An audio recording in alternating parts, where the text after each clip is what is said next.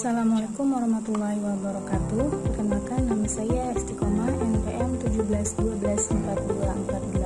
1712142448 dari Fakultas Institut Agama Islam Darussalam Martapura, kelas 2F khusus. Jadi di sini saya akan mempresentasikan tugas makalah saya dalam mata kuliah Ulumul Hadis. Judulnya yaitu hubungan Al-Quran dengan hadis dan fungsi-fungsi hadis terhadap Al-Quran. Pertama-tama saya akan menjelaskan apa itu Al-Quran.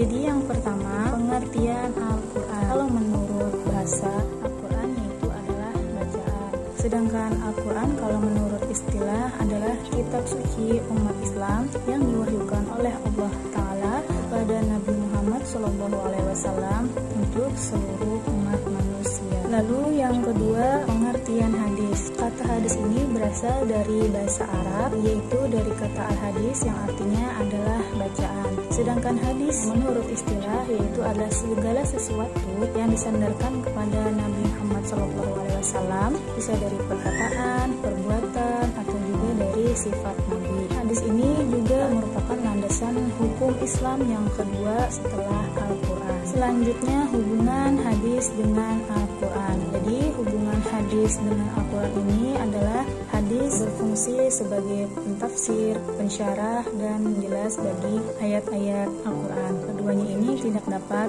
dipisahkan karena keduanya sama-sama sebagai sumber utama dalam ajaran Islam. Contohnya saja, misalkan seperti tentang perintah sholat. Di dalam ayat Al-Quran itu kan hanya mengungkapkan tentang perintah sholat secara umum saja. Ayatnya tidak menerangkan berapa bilangan rakaatnya, bagaimana cara-caranya, dan apa saja syarat hukum-hukumnya, itu tidak ada dijelaskan di dalam Al-Quran. Maka dari itu, hadislah yang berfungsi sebagai penjelas dari ayat Al-Quran yang tadi, kemudian dijelaskan melalui Rasulullah SAW. Maka dari itu, penjelasan dari Rasulullah ini sangat berarti dalam hal ini.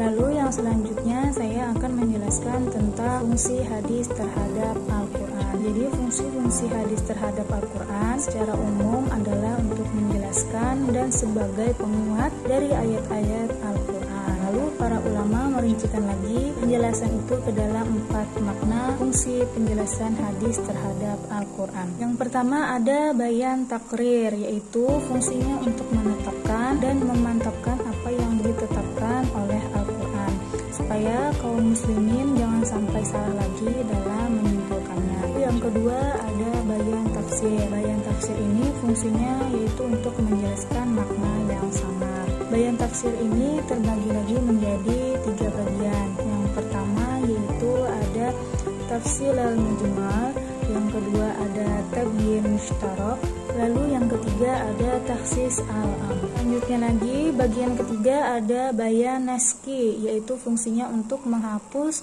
hukum yang sudah diterangkan di dalam Al-Quran. Nomor 4 ada bayan tasyri'i, yaitu fungsinya untuk menciptakan hukum syariat yang belum dijelaskan oleh Al-Quran. Dari pemaparan materi yang sudah saya sampaikan tadi, dapat saya ambil kesimpulan bahwa hubungan Al-Quran terhadap hadis itu sangat integral. Keduanya itu tidak dapat dipisahkan antara satu dengan yang lainnya, karena keduanya itu berdasarkan dari wahyu yang didatangkan oleh Allah Ta'ala melalui Rasulullah SAW untuk disampaikan kepada seluruh umatnya. Nah, mungkin sekian saja dulu pemaparan singkat dari saya. Kalau ada salah dalam perkataan, mohon dimaafkan. Mohon juga koreksinya, karena saya di sini juga masih dalam tahap belajar. Mudah-mudahan video ini bisa menjadi bahan yang bermanfaat